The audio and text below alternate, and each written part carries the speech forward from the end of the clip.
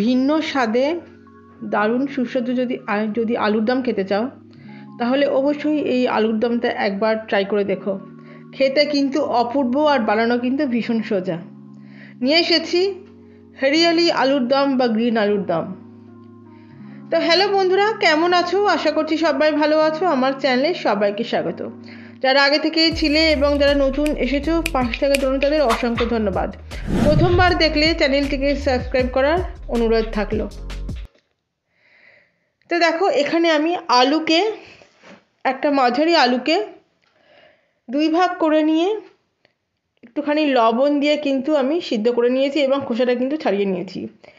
এইখানে আমি হাই ফ্লেমে 4টে সিটি দিয়েছিলাম যাতে আলু ওভারকুক না হয়ে যায়। এইবারে দেখো, একটা মিক্সার গ্রাইন্ডারে আমি নিয়ে নিয়েছি ফ্রেশ ধনেপাতা, নিয়ে নিচ্ছি 12 কোয়া মতো রসুন, সাথে অবশ্যই নিচ্ছি কিছুটা পরিমাণে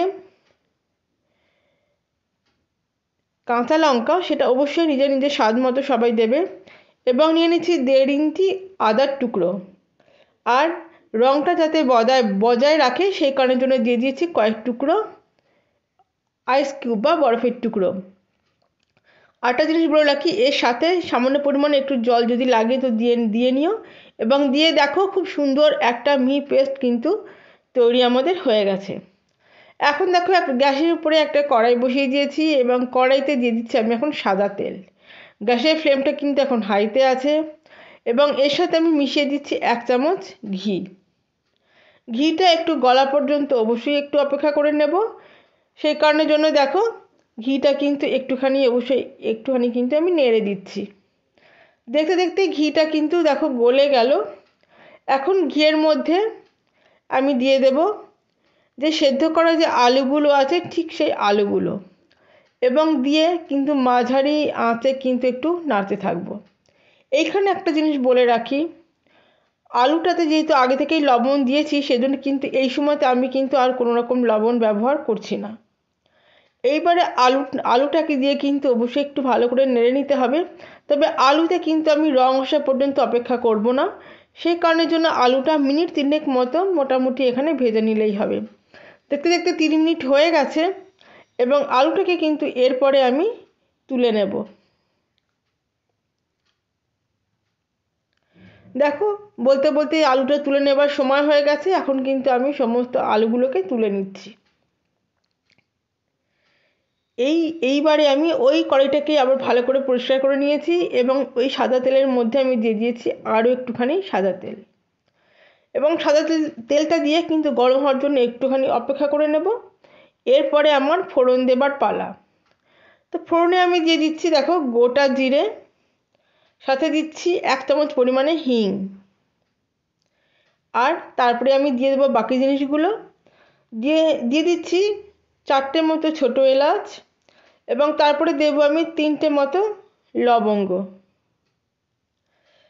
এইগুলোকে দিয়ে গ্যাসের ফ্লেমটা কিন্তু আমি একদম এখন লো করে দিয়েছি এবং 30 সেকেন্ড মতো একটুখানি নেড়ে নেব যতক্ষণ না পর্যন্ত সুন্দর একটা গন্ধ বেরোয়।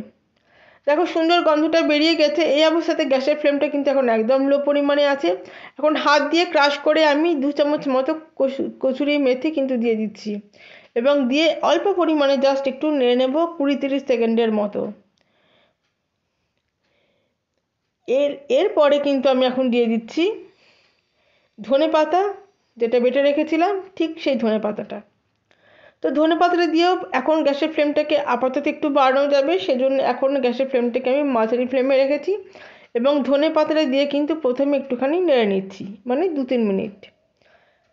2-3 মিনিট নেড়ে নেবার পরে যখন একটুখানি কুক হয়ে গেল তখন ধনেপাতাটা যেই মিক্সিতে আমি বেটেছিলাম ঠিক সেই মিক্সার গ্রাইন্ডারটা ধুয়ে 1 কাপ মতো জল আমি এখানে যোগ করে দিলাম, এবং ধুয়ে এখন কিন্তু গ্যাসের ফ্লেমটা আপাতত আমি মিডিয়ামেই রেখেছি।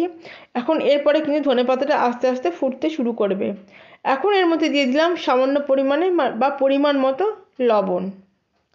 লবণটা দেওয়ার পরেও দেখো অবশ্যই একটুখানি নেড়ে নেব, এবং এর মধ্যে এইবারে আমি দিয়ে দিচ্ছি 1 কাপ মতো মটরশুঁটি। এটা কিন্তু একদম কোনো ভাপানো মটরশুঁটি নয়, একদম কাঁচা মটরশুঁটি যেটা হয় একদম সেটাই।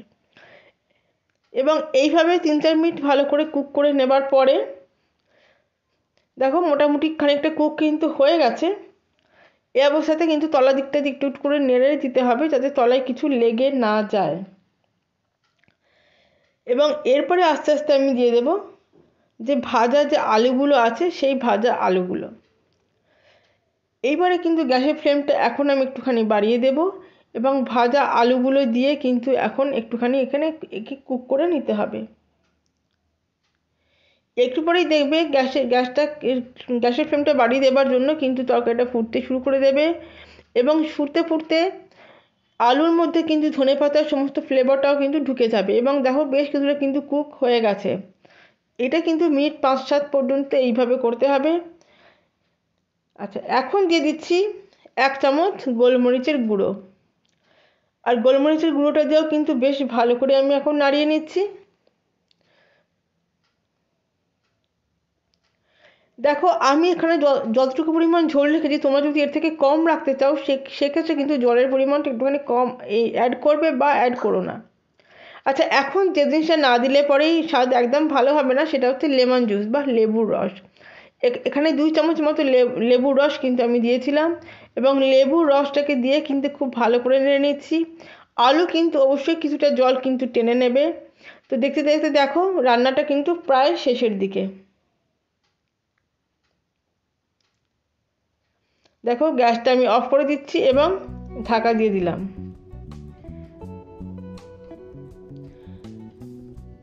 দেখো এখন আমি পাত্রে সার্ভ করে দিচ্ছি।